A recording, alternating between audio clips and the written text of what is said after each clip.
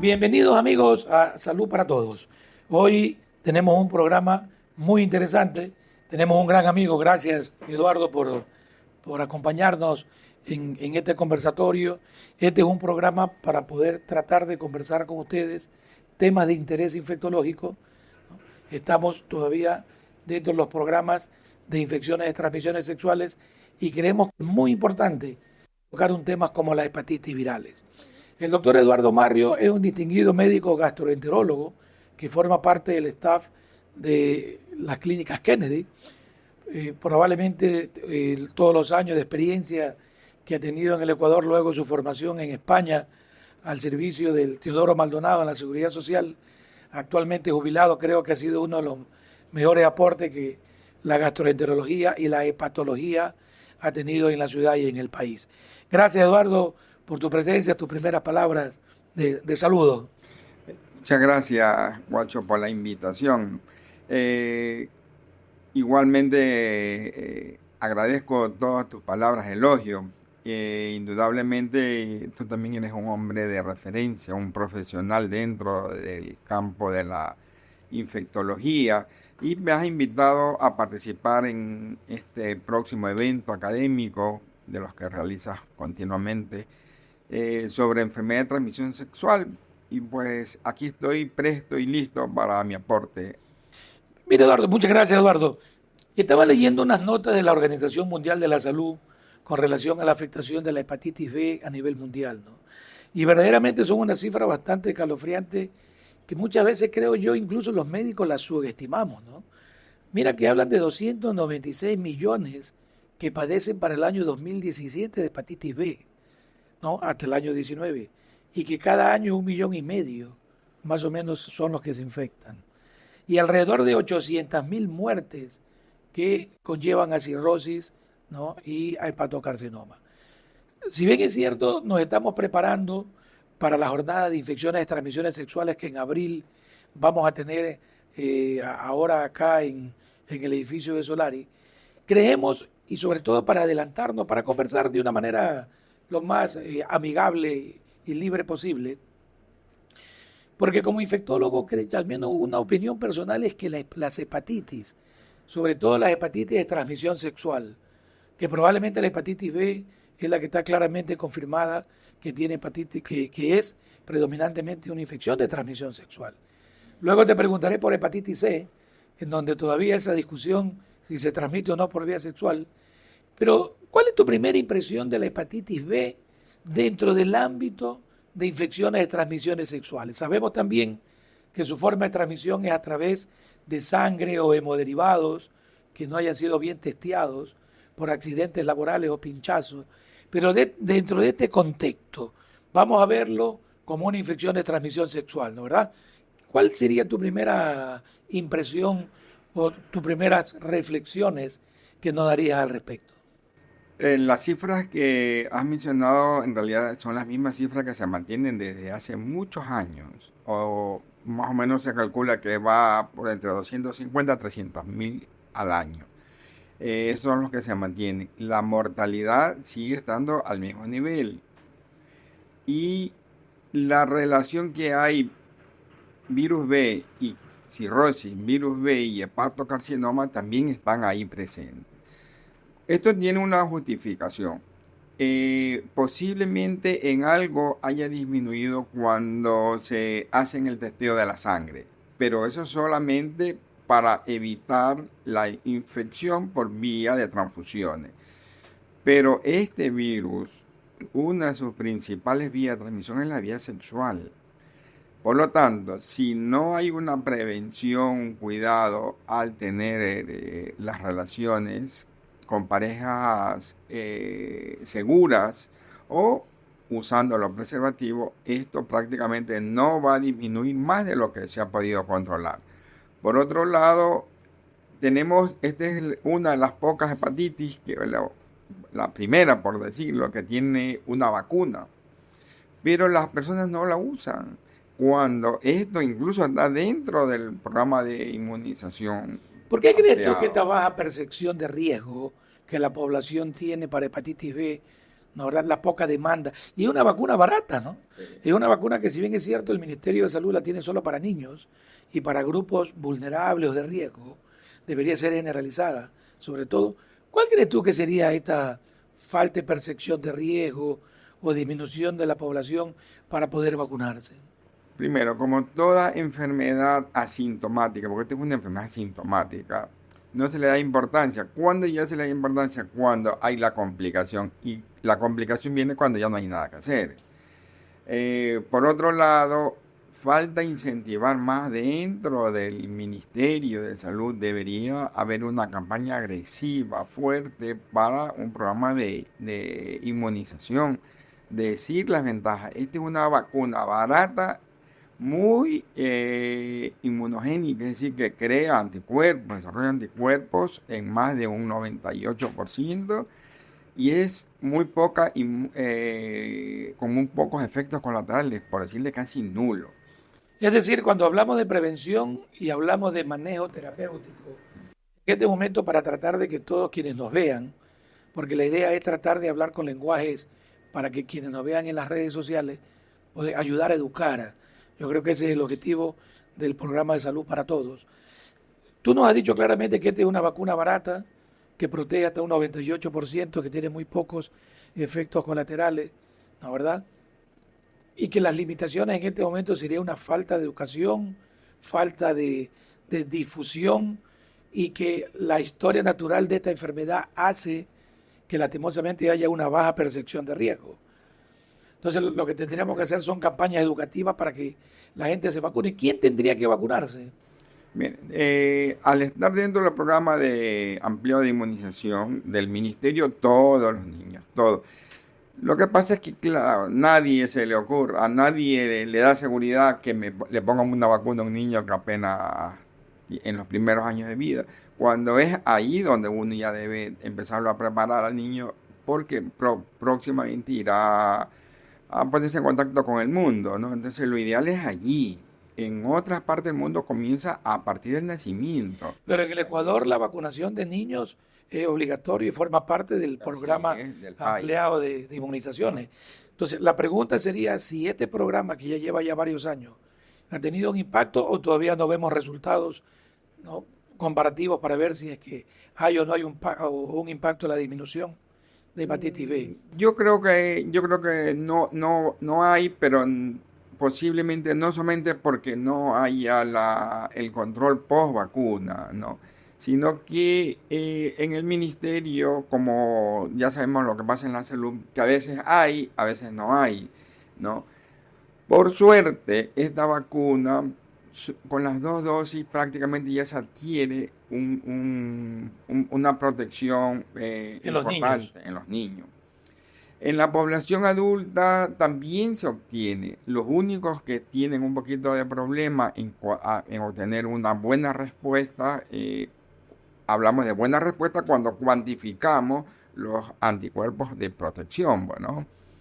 En ciertos grupos vulnerables, como son los pacientes VIH, los pacientes que están en pacientes inmunodeprimidos. Exactamente. En ellos incluso se aconseja aplicar dosis doble en cada. Y el tiempo de duración de la vacuna. Sabemos que el niño nace, la gran mayoría son las indicaciones del país, cuando el niño nace. Tú dices que a veces puede haber o no haber. Vamos a tratar de ser en el mejor escenario optimista que se vacunan todos. ¿Cómo sería un seguimiento de toda esta población vacunada en la niñez? Yo creo que llevamos ya casi más de 15 años aplicándose vacunación a nivel de recién nacidos. Habría que hacer un control, un dosaje de anticuerpos. ¿Qué tiempo la parte inmunogénica de la vacuna crees que se puede tener para estar con niveles de protección? Cuando se realiza la vacunación en niños, estos anticuerpos protectivos están alrededor de los 10 años, hasta allí. Es fácil poder saber, cuando entra el niño a la escuela, hacerle una cuantificación de los anticuerpos. Es decir, cuántos anticuerpos anti-HBs tiene el infante y ver, aquel que no tenga, someterlo al programa de vacunación. Y los que tengan, Ideal sería que tengan por encima de 100, que esa es la medida. Por encima de 100 hay protección, entre 10 y 100 hay una mediana protección, menos de 10 esa persona necesita una refuerzo. ¿Qué hacer en las etapas mayores? Lo mismo, volverles a hacer una cuantificación. Y si no hay cómo hacer cuantificación, póngase una dosis de refuerzo. Punto. Yo creo que ese dato es muy importante porque viéndolo como salud pública, realizarle a todos los pacientes un dosaje de anticuerpos probablemente sea un poco medio difícil y complejo. Si uno lo hace de manera aleatoria, es probable que muchos pueden quedar o no saber su verdadero estado de protección. Pudiese ser una recomendación que el adolescente, cuando ya ingresa a una edad en donde ya su actividad sexual es mayor, habría que ofrecerle que se ponga una dosis más de refuerzo o es un esquema nuevo de dosis completa. No, eso está recomendado las dos cosas. Más barato sale poner una dosis de refuerzo, un booster, punto. Más que hacerle los anticuerpos. Porque con 2 dosis, como les digo, con 2 dosis ya prácticamente más del 90% adquieren unos niveles de protección muy importantes. Y la pregunta como para tratar de encajarla, ¿hepatitis B hay en el Ecuador? Sí, pero está subdiagnosticada. Exacto. Eso es lo que pasa en realidad. ¿Tú crees que las mujeres embarazadas, por ejemplo, deberían de realizarse pruebas obligatorias de hepatitis B? Sí, es necesario y obligatorio que en este grupo de personas se los haga, porque viene un producto nuevo. Imagínense que adquiera la hepatitis en la infancia, la posibilidad de que ese niño tenga una hepatitis crónica es el 90%, que es paradójicamente diferente a cuando se lo adquiere en la vida adulta, que solo un 10% pueden llevar a la cronicidad. O sea que hasta ahora estamos viendo que todos los niños recién nacidos deberían de vacunarse dentro de lo que es el programa ampliado de inmunizaciones. Es gratuita y tiene una protección alrededor de 10 años con un 98% de protección. Un segundo escenario sería jóvenes que comiencen su actividad sexual, en quienes ya se han vacunado, colocarse un booster, que es mínimo una dosis más, o un nuevo esquema de vacunación. Un segundo escenario serían grupos que se van a beneficiar de la vacunación, y estos serían las mujeres embarazadas. Es decir, que la hepatitis B, además de ser una infección de transmisión sexual, se puede transmitir de la madre al hijo. Sí, y eso es una de las vías principales de infectación, por lo menos en nuestro medio, donde el consumo de droga intravenoso no es lo común. Entonces la que tenemos es por transfusiones o por la vía sexual. Y comparado con el VIH, la hepatitis B, ¿tú crees que se transmite más o menos que el VIH? Yo lo que pienso es que las personas le tienen más miedo al VIH que a la hepatitis B. Y que justamente la pregunta que te hacía era por esa percepción de riesgo, ¿no? Tú hablas de VIH y probablemente todo el mundo tiembla. Habla de hepatitis B y el paciente dice, es solo hepatitis B. Sí, eso es lo que pasa en realidad. Pero en la práctica, probablemente la hepatitis B mata más pacientes que el VIH. Sí, casualmente eso era lo que iba a acotar. Si fuese obligatorio tener o hepatitis B o VIH, los que sabemos diríamos yo prefiero tener VIH. La idea no es tratar de incentivar que alguien tenga VIH o que alguien tenga hepatitis B.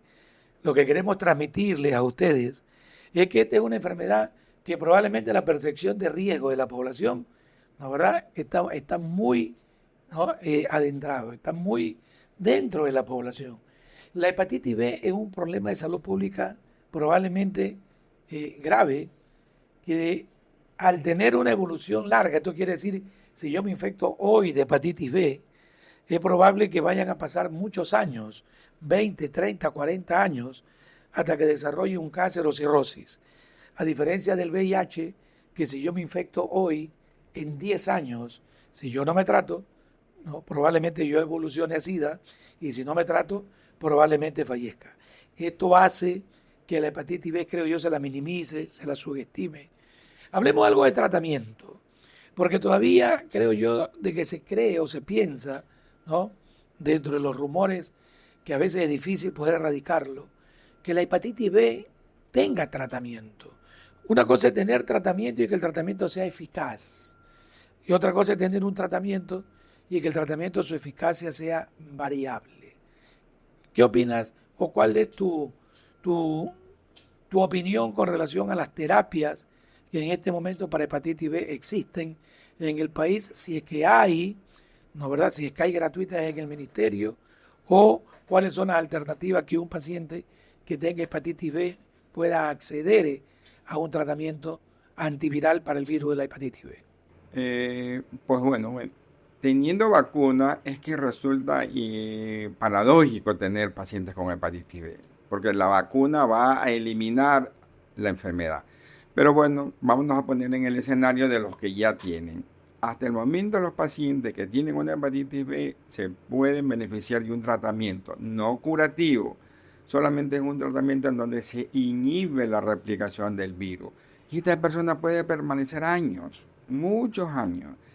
Y lo que más importante se ha visto, que cuando se da un tratamiento, se inhibe la replicación y la posibilidad de que desarrolle cáncer primeramente y posterior la cirrosis, aunque pueden haber las dos cosas, está prácticamente muy bien controlado. ¿Cuál es el problema? Que sería el tratamiento para toda la vida. Si puedo prevenirlo, que es ideal, por favor, mejor incentivar la vacunación. Bueno, pasa lo mismo que con la vacuna del HPV, ¿no? Es decir, entre estar estableciendo estrategias para el cáncer de cuello de útero, preferible es vacunar y ver lo que pasa en Australia, que prácticamente el cáncer de cuello de útero ha disminuido tanto que está por desaparecer, debido a que la vacunación en mujeres está llegando casi al 100%. Entonces yo creo que este mensaje que queremos llegar de salud para todos es fundamental en prevención, ¿no? Que es al menos creo que la obligación nuestra, no solamente de tratar al paciente enfermo, sino tratar de ayudar a que este paciente no se enferme.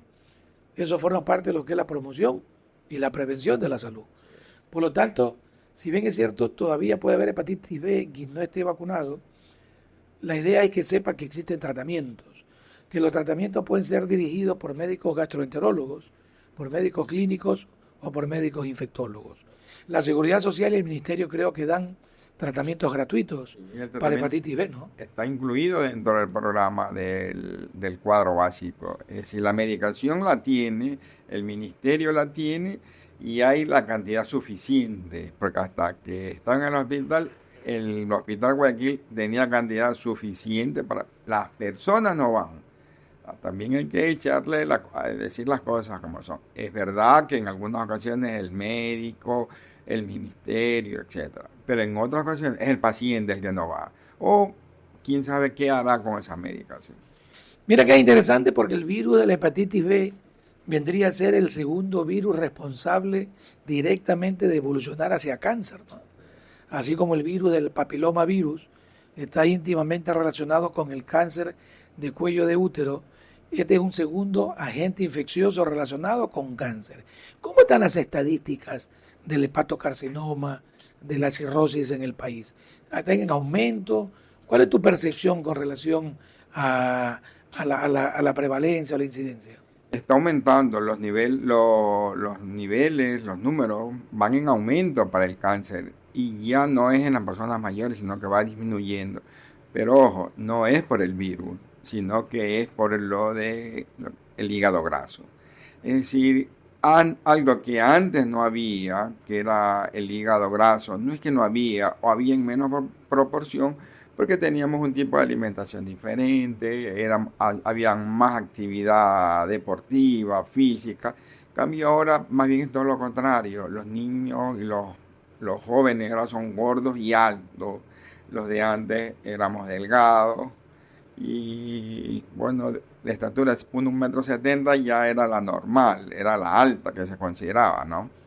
En estos momentos el cáncer de hígado, el primario, está incrementando, pero es por el hígado metabólico. O sea, por otras causas que no son el virus de la hepatitis B. Por eso que está incrementando. O sea, eso hay que hacer una salvedad y explicar que no es por el virus. los valores, los números que hay de cáncer por virus B siguen estando igual. ¿Por qué? Porque sigue habiendo un subdiagnóstico. Trasplante hepático, muchos pacientes han ido y se han encontrado que ya tienen una lesión pequeña y eso los ha obligado a un trasplante de virus de hígado, porque tiene un tumor todavía pequeño por virus B y ese paciente seguro que no sabía que tenía un virus B. Qué interesante. Hablemos algo del virus de la hepatitis C. Creo que hemos aclarado o ha aclarado muy bien algunos aspectos, algunos mitos del virus de la hepatitis B. Pero yo creo que el virus de la hepatitis C es otro virus casi desconocido. Probablemente la población piensa que es lo mismo A, B y C, y muchas veces no hay esa educación para poder dejar claro que el virus de la hepatitis A, la transmisión es por vía oral, por contaminación de alimentos o agua, que el virus de la hepatitis B, tal cual como lo hemos dicho, es netamente de transmisión sexual, por sangre o hemoderivados, o porque la madre puede transmitirle a su niño a través de la vía transplacentaria. Y hablemos del virus de la hepatitis C. ¿Cómo está el virus de la hepatitis C en el país? Igual que en el caso de la hepatitis B, subregistro. Dentro de las últimas cifras que yo manejé dentro del hospital del Teodoro Maldonado, más o menos teníamos un pool de 40 pacientes con hepatitis C, que los teníamos en seguimiento porque no había un tratamiento curativo. Desde hace unos 3 años ya ha venido el ministerio incrementándose en el ministerio, permitiendo la entrada de los medicamentos antivirales de acción directa. ¿Y qué es lo que hemos visto? Que más o menos del pool completo, en estos momentos, más o menos unos 35, 37 pacientes han negativizado el virus. Es decir, hay un tratamiento curativo, a diferencia de la hepatitis B. Miren que resulta un poco paradójico. Para la hepatitis B hay vacuna, pero no hay un tratamiento curativo. Para la hepatitis C no hay una vacuna, pero tenemos un tratamiento curativo. Es decir, que la naturaleza y la ciencia nos da la oportunidad. Si me lo puedo prevenir, en el caso de la hepatitis B, vacúnate. Y en el caso de la hepatitis C, si ya lo he adquirido por algún motivo, tengo un tratamiento. Es decir, en forma definitiva o como corolar. Tanto la hepatitis B como la hepatitis C puede ser suficientemente controlada y no deberían haber las cifras que estamos teniendo. La hepatitis C siempre, al menos en las escuelas de medicina o históricamente se ha dicho que es una transmisión netamente por sangre o por hemoderivados. Hay en los últimos años, las técnicas moleculares, las mejorías en las pruebas diagnósticas, creo que nos han dado varios reportes que también puede ser transmitida por vía sexual. ¿Cuál es tu experiencia en esto? Es muy baja, la casuística prácticamente así lo demuestra y hay un estudio muy bueno que está publicado en el New England de Moisés Diago, él es uno de Valencia, hizo una clara demostración epidemiológica a través de un seguimiento durante muchos años que los pacientes, que la posibilidad, para que haya una posibilidad de transmisión de hepatitis C al niño o a una pareja, se necesita que esta persona, la portadora, tenga altos niveles de una viremia alta y que el otro tenga unas defensas bajas. Por lo tanto, es poco probable. Es poco probable. Por eso es que los números siempre van a estar muy, muy bajos, porque se necesitan estas dos condicionantes. Por eso es que es importante que los bancos de sangre o quienes sean proveedores de sangre y de todos sus hemoderivados garanticen probablemente lo que se denomina sangre segura. Pero hay periodos de ventana en donde probablemente toda enfermedad infecciosa necesita unos días en donde a pesar de que el paciente esté infectado, ¿no es verdad?, los exámenes van a ser negativos. Hay que mejorar todas estas pruebas de tamizaje para tratar de que llegar a ese lema de sangre segura. ¿Cómo tú ves los bancos de sangre? Probablemente en las ciudades grandes, Guayaquil, Quito, Cuenca, pero todavía ponerse sangre o hemoderivados en ciudades pequeñas, en ciudades donde a veces hay depósitos, ¿no?, de sangre, donde los bancos a veces generan dudas. ¿Cuál sería tu recomendación o tu reflexión en este caso? Hay kits que están aprobados. Y yo creo que los mejores, aquellos que tengan una aprobación de la FDA y de la europea, prácticamente son los que más y mejor seguimiento y control hacen. ¿Qué es lo que pasa con esta permisibilidad que hay para desarrollar kits de casas que a veces son desconocidas, que sacan un grupo y de luego hasta desaparecen? Que lo único que hacen es disminuir los costos. Al ser esto algo que cuesta, lógicamente la empresa que hace o el laboratorio que hace la prueba va a tratar de utilizar el más barato, siempre para tratar de obtener un rédito. Y aquí lo que se debe evitar es eso, no tener más réditos, sino tener una mayor seguridad. Y para eso, en el momento que el ministerio, la FDA sean rígidos como lo son hasta ahora, con las empresas, esta distribuidora de los kits, que venden los kits, yo creo que se puede mantener esto de aquí, se va a seguir manteniendo. Lo de la ventana, eso está allí y eso es imposible poderlo mantener, salvo que se coja y se haga un seguimiento más continuo de la persona. Si la vía de transmisión básicamente es la parenteral, yo creo que ahora hasta los tatuajes son en plancha, o sea que ya no es esa la vía de transmisión. Dime una cosa, las terapias antivirales para hepatitis C, hace 5 años atrás eran precios que probablemente eran prohibitivos para muchos de los pacientes nuestros.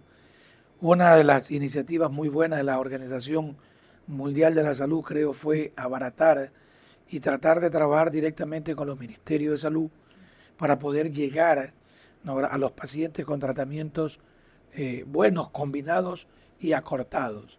¿El país dispone en este momento de terapias para hepatitis C? Desde hace año y medio tengo entendido que ya está aquí por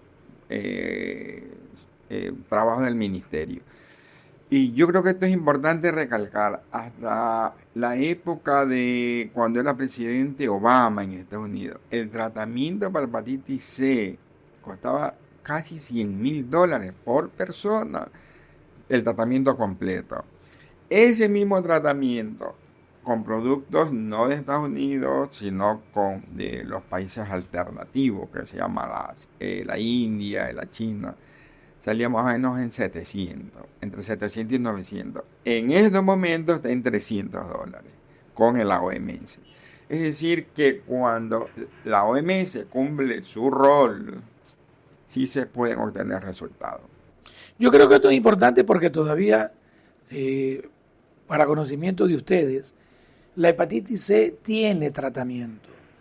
O sea, hacer un buen diagnóstico y evitar que este proceso infeccioso evolucione igualmente hacia cirrosis o hacia una hepatopatía crónica, probablemente depende del control, del diagnóstico precoz y el poder ofrecer una terapia antiviral que en este momento podemos decir que es curativa, ¿no, verdad? A diferencia de hepatitis B, que es una terapia supresiva. Creo que esos son los datos importantes que hoy hemos hablado. Este tema de hepatitis virales, durante la jornada de infecciones de transmisiones sexuales que se van a llevar a cabo en el mes de abril, los días sábados, probablemente los vamos a extender más. Van a haber conversatorios, van a haber discusiones de casos clínicos.